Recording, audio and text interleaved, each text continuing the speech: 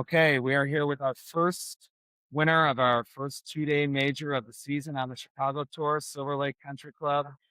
Once again, Mr. Matthew Payne taking home the trophy in the champ flight, shooting 73.70 for a 2-day total of 2 over par. Came down to the wire a little bit. You and Jake just kind of pulled away from the field, and what I understand had a little bit of a shootout today. But you prevailed, so congratulations Thanks, Bill. once again. Appreciate it. Cheers. Congratulations, Matthew. Thanks. The Matthew Payne watch is now at +1 through 5 rounds, Yeah. shooting 2 over. Yeah. You're 1 under coming into this tournament. Yeah. Tell me about the round today. Yeah, I mean, I feel like I should use the time to talk about Jake Gary, who came in second. I mean, he made 5 birdies and an eagle. I had nine pars in a row to start, I think, and so I was just kind of sitting back watching him. And yeah, I said to Bill at the end, I've not felt pressure like that since college, and so really happy that the tour's kind of giving me that again. And yeah, he sunk a 60-foot putt on 18. I had to for birdie. I had to make a 10-footer, and luckily it dripped in the edge. So beaten by 1, but yeah, we had a blast today. 10-foot birdie on 18 to win it. There's no better way to win it. Yeah. Congratulations. Thank you. Cheers. All right. Our first 2-day tournament of the season here at Silver Lake Country Club. We are here with our A flight winner, Ethan Ridings, shooting 77.74 for a 2-day total, 10 over par. Came down to the wire a little bit. Saw you birdied 17 to give yourself a little cushion, made a par on 18. And now this nice trophy is yours. So congratulations. Thanks for coming out. Great round this weekend. Thank you. Ethan, congratulations. Thank you. I played with you yesterday. 77, not bad. Kept you in the hunt. Yep. And came out today and played even better. Tell me about your round. It was good. Yeah, it was a little less eventful than yesterday. Stayed pretty consistent, not too many birdies, but, just, yeah, pretty consistent round. 74 is a heck of a score on any course. On the South course, it's a little tricky. Mm-hmm. Tell me, what was the key to shooting 74 today? Mostly the driver. It's just, if you hit the fairway, it shortens it up a bit, and, it was really tight out there. So a lot of dog legs and everything, but yeah. Tell me your plans for the future. Well, I'm going to Loris College to play golf. So, yeah. Well, good luck at Loris. All right. Thank you. Congratulations. Thank you. All right, we are here at Silver Lake Country Club, our first 2-day major of the season on the Chicago Tour with our B flight winner, Paul Chaplin, shooting 82.77 in the B flight to win by 3 shots for his first win of the year. So thank you very much. Pretty nice trophy for you. Lovely. Congratulations. Great round. Great playing. Thanks for hosting and organizing everything. Paul, great round today. Thank you. 77. That's a heck of a score. Tell me the key to shooting 77 today. The driver behaved a bit better today, and I hit a few hybrids off the tee. I think that probably helped. Yeah. Outstanding. 3-shot win, birding 18. What did you Yeah. hit into the green in 18? 9-9. 9 iron. How Yeah. far away? It was 129. How far Downhill. away was your shot? About 20 feet. I can't remember. Yeah. 15 Great, feet. great playing today. Thanks. Congratulations. Thanks very much. Appreciate it. All right, back here at Silver Lake Country Club, our first 2-day major on the Chicago Tour, and running away with the C flight, and also making this back-to-back wins. Randall Oaks, you won the 1-day event, and now winning the 2-day here at Silver Lakes by 11 shots. Running away with the C flight, Stan Mitchell. Congratulations. Thank you. Super, super nice playing this Thank weekend. you. Great round. Thank you. Great round. Thank you. Stan, congratulations. Thank you. 77.84. Is that what you shot? 78. 78.84. Great playing. Tell me about your round. What was the key to shooting 78.84? So, well, yesterday the key was short game. I was getting up and down from everywhere, just chipping it within a couple of feet and making the putt. So it was fun. One putts don't add up very fast. No, they don't. Today wasn't quite as good as yesterday, but still made a lot of good shots A today. nice steady 84 in C flight will get it done a lot of times, especially when you have a double-digit lead. Yeah. Well, congratulations. Thank you. All right. Last but not least, our final winner of the day at Silver Lake Country Club, our first 2-day major of the season on the Chicago Tour. Remus winning by 5 shots. Woo, I thank believe you. it was Yeah. 5 shots, right? 87, 89? Correct. Correct. All right. Yep. Great playing this weekend. Thank you. Great having you out here. Thank you. It was a Appreciate blast. it. Appreciate it. Hey, great round. Good Remus, first time in Chicago. congratulations. Yeah. First First- event. First event in Chicago This year. Yeah. and a winner. Yep. Breaking 90 twice in D flight. That's quite a feat. Tell me how did you break 90? Again, my target was just shooting. Again, just don't do anything crazy. No big numbers. Bogey golf. So that's what deflators are. We're 19 handicap. So we're bogey golfers. And that's all I tried to do. Shot bogey golf today. Yep. Good enough for the win. 5-shot win. Yeah. What was the key to shooting 89? Putting. These greens are tough. And just knowing the breaks. And yesterday I only had 1 3-putt. Today I think I only had 1 3-putt. And it was on 18. Congratulations. Thank you very much. No 3-putts. Welcome back to the Post Birdie podcast. With me, as always, tour director Bill Prusecki. Coming off the 2-day tournament at Silver Lake, the first major of the year. What'd you think of Silver Lake? I thought it was, all things considered, thought it was a successful tournament. A little bit of slow play, a little bit of a delay on the first day, but sometimes that happens when we're playing pretty popular public golf courses like we sometimes do. But I thought the course was in fantastic shape, and I know a lot of people said that in the player interviews that you did over at Tommy T's on Saturday night. But it sounded like the common opinion was for as much play as those courses get, and they get a lot of play, like in the south suburbs, Silver Lakes is like, that's the place that is known for like the charity golf outing or lodge golf outing like we were following or whatever. Like they host so many outings and have so many events. So you would think that for a course that gets that much play, they would struggle with the condition, and I don't think they struggled with the condition at all. I thought the course was in phenomenal shape, especially the greens, to keep them rolling, as they weren't that fast. We've definitely played courses with faster greens, but I thought they were rolling pretty true in super, super good condition. And so, yeah, thought the course was great. Staff over there is always tremendous. So yeah, we had a great time. Yeah, course was in fantastic shape, especially on the south course with as slopey as those greens are. They can't get them much faster than that, especially for as much public play as they have. If they get them fast, the rounds will just go on forever because you can't get the Right. ball to stop near the hole. Right. But you're right. They did roll so nice. And the fairways were very lush. We ended up playing the ball up all weekend. I probably didn't need to, but I wasn't sure coming into the weekend. It stormed on Friday night, and I'm in the city, so I'm not near Orland Park. I wasn't sure how much rain they got.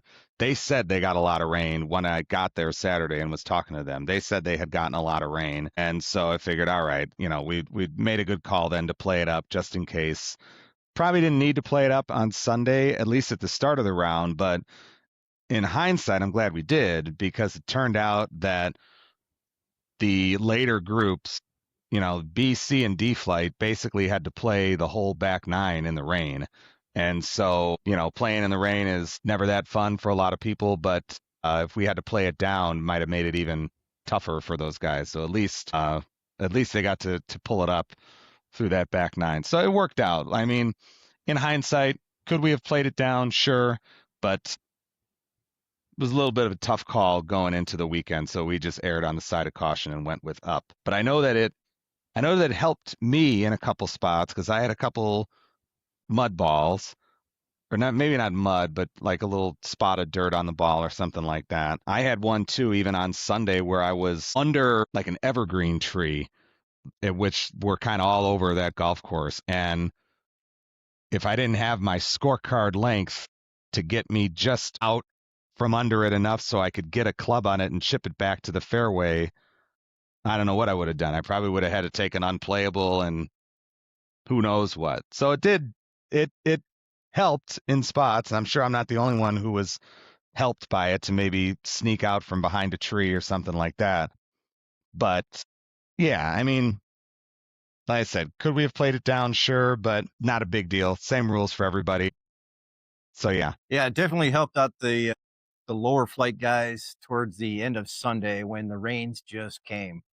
I played probably the last 4 holes. I think it started raining on 15 at par 3 for us, and it didn't rain that hard until I got in the clubhouse, and then it really just opened up. So definitely the C and D guys, they weren't even to the turn yet for Right. the last groups, and they just got drenched. Right. Let's talk a Yeah. little bit about what happened in the tournament. Matt Payne, once again, apparently he can also play in good weather. I know. We were joking about that. How would he do? You know, a UK guy not playing when it's cold and windy. But no, it didn't matter to him. And he and Jake had quite the battle on Sunday. And so they actually came in 2 shots behind. But the leader, Steve Sullivan, I forget what he shot on Sunday. I think maybe 79 or 80. So not a great round. He dropped off. So it was basically Matt and Jake running away with it. But they had an up and down battle all day. Matt parred the first, definitely made 9 straight pars on the front 9, and I believe he parred 10 and 11 as well. So he was just steady, making pars all day. And then on the back 9, he, made a couple bogeys, couple birdies to eventually shoot even par. Jake was all over the place. If you look at his scorecard, I think he bogeyed the first hole, and then he birdied the second hole, and then he birdied 2 more, and then he made a double, and then he made another birdie. He had a classic like Jordan Spieth type of round with all kind of circles and squares. And so you had Matt just sort of saying steady the whole way, and Jake giving a couple shots back, picking them right back up, giving a couple shots back, picking them right back up. And the story that I heard from them is that they were tied on 18, and Matt hit one to about 10 feet, and Jake hit not a great one to like 40 feet. But of course, Jake drilled the birdie putt home and basically made Matt make his to win the tournament. And if he hadn't won the tournament, if he hadn't made it, then they would have gone to a playoff. And so he did make it.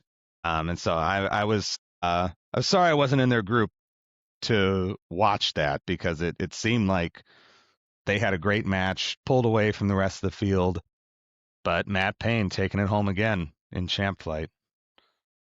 It doesn't get much better than having to make a 10-foot putt right on top of somebody else's birdie to win a title. Mm-hmm. Exactly. Going down to A flight, they had a newcomer, Tommy T's son.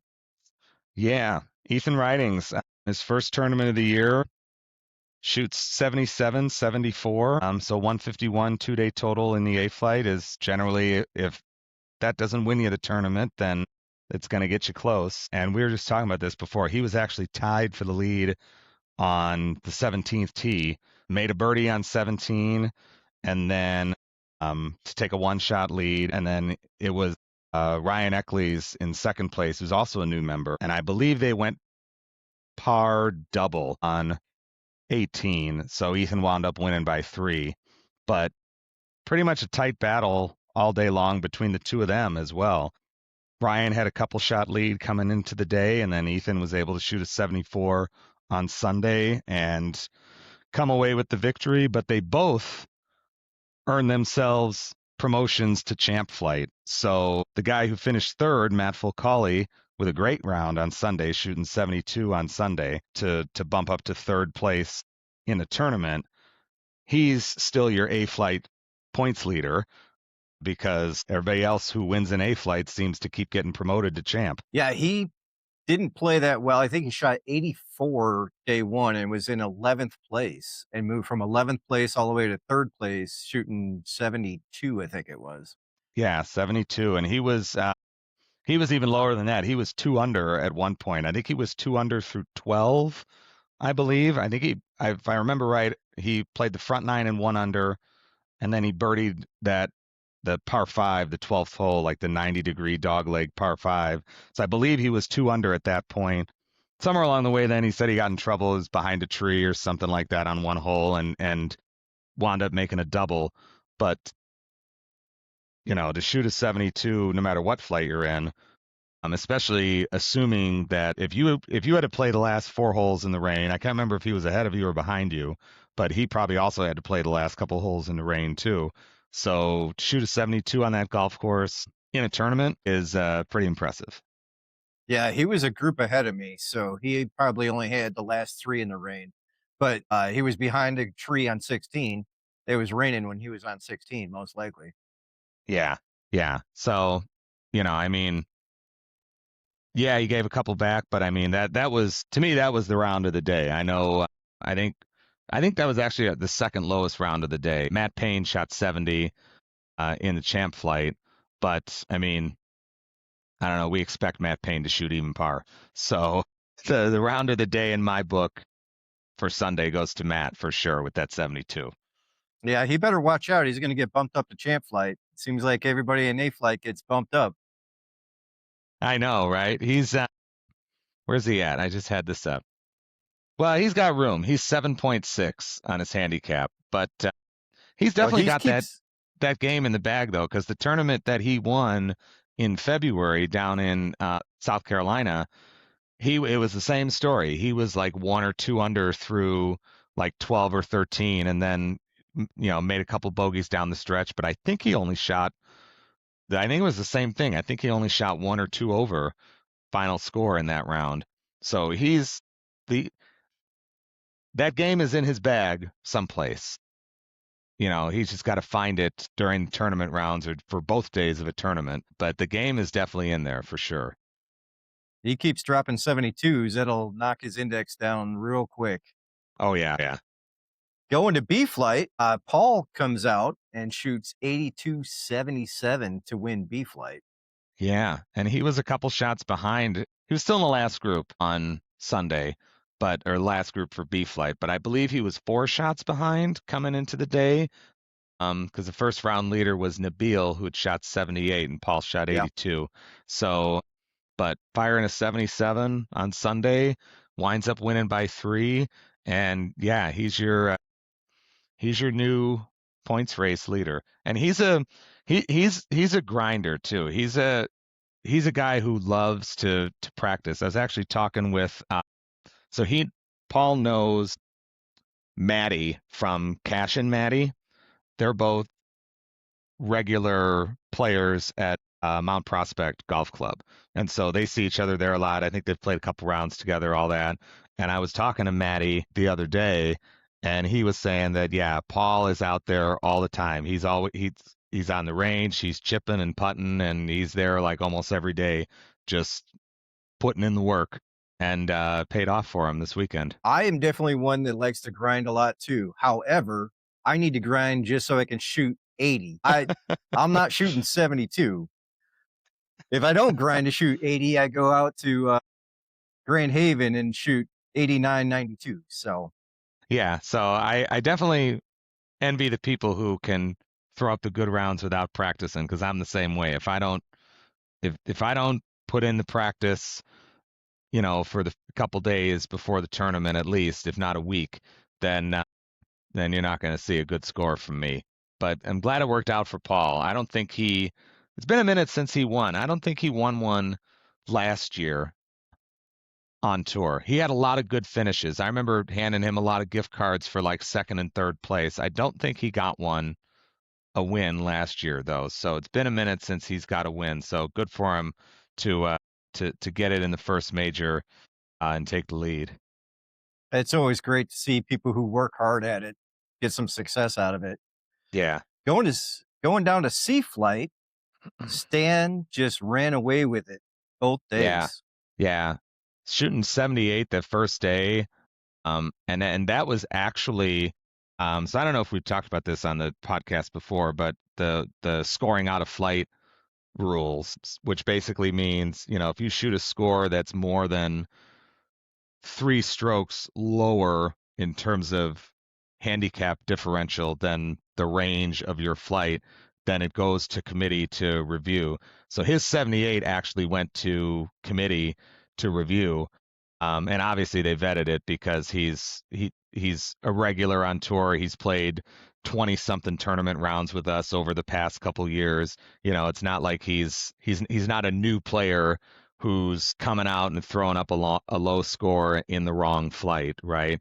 But it actually did go for review because it was such a great score for him, and he followed it up on Sunday. I mean, it wasn't another 78. It was I think he shot 84 on Sunday, which is still a great score for sea flight. But he's been on a run. He did the same thing last year too, right about this time of year. I remember last year he won at Randall Oaks, and then he won the Monday tournament we did at Eaglebrook Country Club, the private club, and then he did not win at Silver Lakes, but I believe he finished pretty high at Silver Lakes. So he did the exact same thing last year, right around this time of the year. It seems to be where his game peaked. And so he's doing it again. He won it, backed up his title at Randall Oaks, won by 11 shots this past weekend. And so he's definitely on his game and, got the points race lead now by, it looks like 600 points or so. So right now he's the man to beat in C in Chicago. And down in D flight, we had another excellent outing. Breaking 90 twice was Rimus. Yeah, and that's generally speaking, if you break 90 in the D flight, you're gonna have a good chance of winning. And then if you do it twice, both days in a 2-day tournament, then yeah, that gave Remus the 5-shot lead, I believe it was, or a 5-shot victory. So Pat Kelly still has the points lead because he did finish second, and he played pretty well too, just not as good as Remus. So Pat Kelly still got the points lead, but Remus is right there picking up the 900 points and two great days of golf from him as well. And this was actually his first tournament locally because he's down in Florida through the winter months and through the spring, and so I don't think he actually came back to the area, to the Chicago area, until sometime last month. So this was his first one back for the season. But he's back now, and if he's gonna be playing like that, then he's gonna be he's gonna be somebody to be reckoned with in the D flight. That's for sure. Yeah, absolutely. Well, looking at the points leaders, back to champ flight, Luke still heavily in the lead with his 3 regionals, and he's played every tournament in Chicago, right? With a couple of wins in there. Also winning a regional, and he won at Blackthorn and finished second at right after that at Warren. Right. So he's still got a pretty big. He's going to be tough to catch because I mean, everybody knows Luke. Luke is going to play every tournament, so he's usually the easiest way to pick up points is if the guy you're chasing doesn't play a tournament, right? But Luke's going to play them all, so we'll see if anybody can get him. Matt Payne is picking up all kind of points with all these wins, but he's not going to play in every event. He's not coming to Fire Lake and Deer Run, so he's going to miss a major. I don't know if he's going to play any regionals. I'm there, but I already missed 2. I missed Blackthorn and Warren, so I'm probably going to have to keep putting up some good rounds to see if maybe I can get him. And then next is Jake, but I don't believe Jake plans on playing any regionals. He's going to play all our locals, but I don't think he's going to play any regionals. So Luke's definitely in the driver's seat to make it. I think it would be 3 years in a row winning the points race and 4 out of the last 5. Yeah, so he's definitely in the driver's seat for that. But I don't know, a lot of season left, so we'll see. If you don't remember, you can just look at his arm because he's got a tattoo on there for you. Yeah. And Mason Schultz, good outing this past weekend. He's in 5th place in the champ flight. Yeah, I think he proved that he belongs in champ. I think he won the 2 tournaments in A and got bumped, but with the exception of Matt and Jake, who ran away with it in champ, Mason was right there with the rest of us. I think he only shot 1 or 2 shots lower than I did, and then there were people in champ behind, so he was basically right in the middle of the pack in champ flight. So in my view, that's his game is good enough for champ. That's where he should be. Can he beat Matt at some point to win a tournament?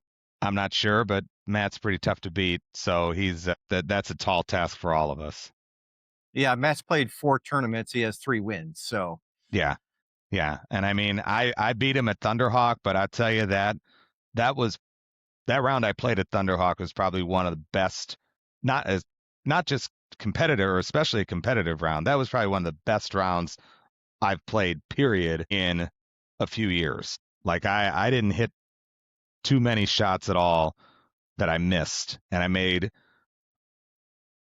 a lot of feet of putts. I don't know what it would have been, like on PGA Tour when they track like yeah, how many feet of putts you made. I don't know how many it would have been for me, but it would have been probably a triple digit number of feet of putts that I made. And I still only beat him by 2. that's So what it's going to take to beat Matt. exactly. Yeah, that's the kind of round you need to beat him. So it's good to have the challenge though. I enjoy the challenge, but it's causing everybody to step their game up, that's for sure. Moving down to A flight, Matt Fricali still in the lead. Yeah. A little bit of separation with finishing 3rd in a major. So he's a couple hundred points up. I'm in 2nd. Justin Smith, who missed this major, remains in 3rd. James Park played really well. Didn't putt that well on Sunday. I played with him. We had the same score, but he absolutely outplayed me and missed probably 2 or 3 short putts to shoot the same score I did, but he played way better than I did. So he had a really good tournament, and he finished higher than I did in the tournament. I think he might have been 6th or 7th, and he's currently in 4th place. And I also play with Quibis, who had a really good day 1, but struggled on day 2. And he rounds out the top 5 in A flight. I mean, if I had to predict the future, I would say that it's between you and Matt for the A flight lead. And, I say that being, good friends with Justin, who's down in 3rd. But the advantage that you and Matt have is you're both going to play one more regional. I don't know if Justin's going to play any more regionals, maybe, but you both have a big lead on him, and you're going to play. I know you're going to Scottsdale, and I would assume that Matt's going to French Lick because he's played French Lick every year for the last few years. So I would assume he's going back there. So I would say it's. I know it's early yet, but it's because it's still early June. But it's shaping up to be a 2-horse race, I think, between you guys and A. So we'll see what happens, unless we get a new contender who maybe wins a couple and jumps up there, which has happened in the past. But that's the way it's looking right now. Yeah, we're both going to Big Cedar Lodge also. So both of us so are you're going to picking up play 2 3 regionals. Yeah. Yeah. So even more reason why, you guys are in the driver's seat then. Yeah, I talked with Matt a lot over this past weekend, and I told him I'm very beatable, but you have to show up and then you have to beat me. And showing up is sometimes the hardest part with That's half the outside battle. work Yeah. schedules and life schedules, because I've got my schedule set where I can come and play these things. So I play a lot of tournaments. So Yeah. you have to play as many tournaments as me, and then you have to play better than I do in those tournaments. So Yeah. And I don't know what his schedule's like for the rest of the summer. I think he's planning on playing at least most. He might miss 1 or 2, but we'll see if he's still in the lead or he's still somewhere around the lead in the points race. I know he wants it too, because there's some people who they're in the lead in the points race, but they don't particularly care if they win the points race. But I know he wants it. So if he's somewhere around the lead, then I would imagine he'll start making it a point to make the tournament so he can start racking up points. well, I've won the last 2 years in A flight, so I definitely want to win. Matt wants to win, and Justin has openly talked about winning A flight. So the top 3 guys Well, in A flight. He's got to start coming to more tournaments then. Yeah, that's true. That's true. And I've You said can't as miss much a to 2-day him. if you're gonna win the points race. Like it's really hard to win the points race if you miss a 2-day, in my opinion. If you miss a 1-day, that's you can make that up. But even if you don't play in a away tournament, if you miss a 1-day, that's generally not a big deal. But if you miss a 2-day and somebody gets those 900 points, that's hard to do. And I know that the person who got 900 points is no longer in the A flight, but missing a 2-day is a big blow to your chances to win the points race. So he's going to have to go to a regional or something, I'm thinking, if he wants to get you guys. At least one. He's probably got to go to 2. He's probably got to get his full complement, because if Matt said he's going to Big Cedar Lodge, and I'm going to be at Big Cedar Lodge, and then Yeah. if Matt goes to French Lick, and I'm going to go to Scottsdale, I've already And you paid each for have both 3. those tournaments. Yeah. We'll both have 3, so he's got to make his way. Justin will have to win out or something like that locally if he's not going to go to a regional. Yeah. Yeah. That's tough. And you always say it. That's the biggest thing to win in the points race is just actually playing all the tournaments. Yeah. Matt, I don't know if we said this earlier, but Matt is the only one in A flight to win since the winner this past weekend got bumped up to champ flight. So So win now and stay in A flight. Yeah. We've now bumped 2 people from A flight to champ flight. If 2 new players in Chicago, they win, they get bumped up. Thunderhawk was won by somebody from Milwaukee. Right. And then South Bend, both Blackthorn and Warren was won by Marcus Worth, who is on the verge of being bumped up to champ flight up in Michigan. Right. Taking a look at his number, he was something like 4.1 or 4.0 or something like that. Yeah, so he's close. Yeah. And he won both of them in South Bend, and then the next And then week he won the regional, right? He won American Dunes. Yeah. Yeah. He's just so on I'm a surprised heater right he's now. He hasn't been bumped already. I'm surprised that didn't get him enough to bump him up. But yeah, he's close. But yeah, that's a funny little fun fact for us that the only A flight player in Chicago to win in A and still be in A is Matt, and he didn't even win in Chicago. He won in South Carolina. There it is. Well, going to B flight, Paul takes over the lead with his win this weekend. Lewis has moved down to second. Michael has moved up to third. Wally dropping down from A to B, had a really good tournament, and he's in fourth. And Nabil had a very good first day, but kind of struggled on day 2. And like we said a couple of times, that playing back-to-back good rounds is really hard, even at the professional level. You come down to our amateur ranks, and it's really, really It's difficult. even harder. Yeah.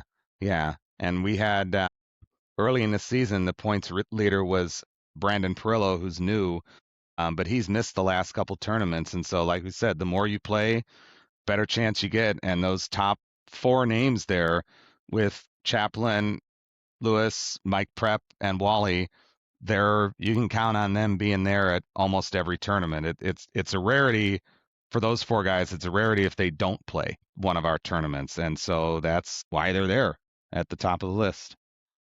Yeah, Wally's getting a little bit older, and he just isn't as long as he used to be. I've played with Wally over the last couple of years many times, and he's just not as long as he used to be, and he just really can't handle the distance in A flight anymore. He needs to be in B flight, and his index really suffered from the length. So going down to B flight, having forward tees a little bit helped him out, and he played really well this weekend at Silver Lakes.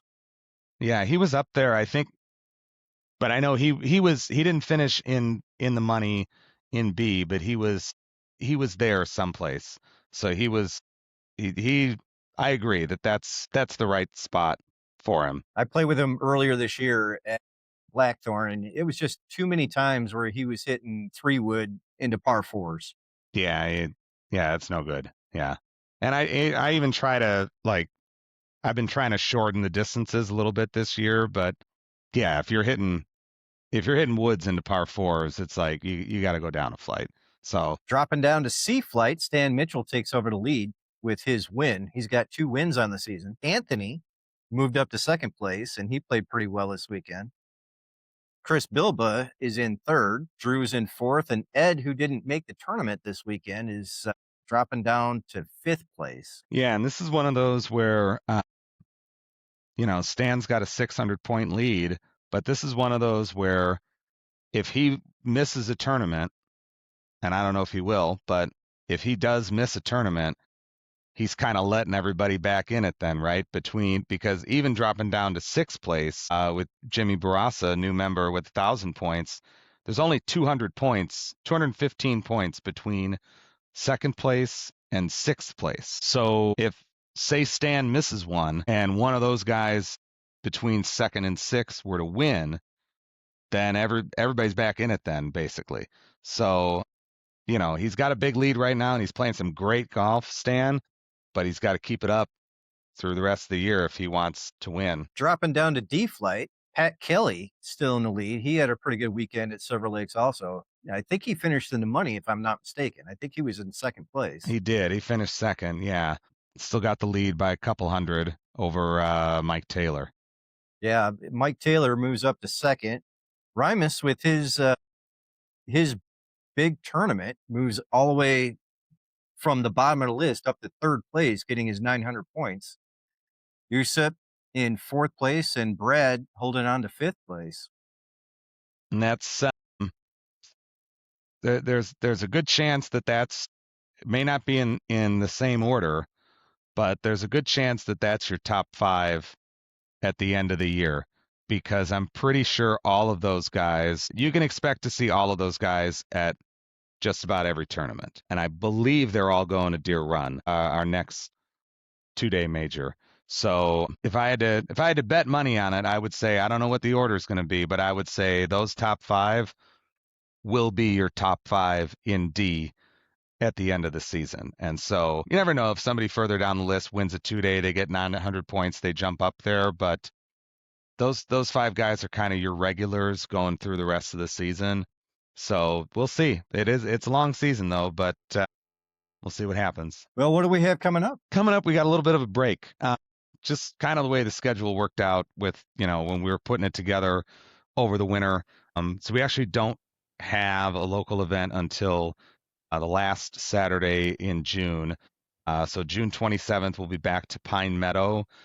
Hopefully we get the tournament in this year, because last year almost everybody did not tee off at all, and we just got rained out and canceled the whole tournament. I was in the lead group. We played 2 holes, and then all of a sudden storms rolled in, big flash of lightning came up, and so we pulled everybody off the golf course and we just never went back out. It poured buckets for a good 3-4 hours, and then eventually it did stop raining, but by then we had to make a call, because we said, we can't keep people sitting here forever waiting to go back out. And even by then the course was saying that they were not going to be comfortable with letting 60 people out there tearing up the golf course in carts and everything after that much rain.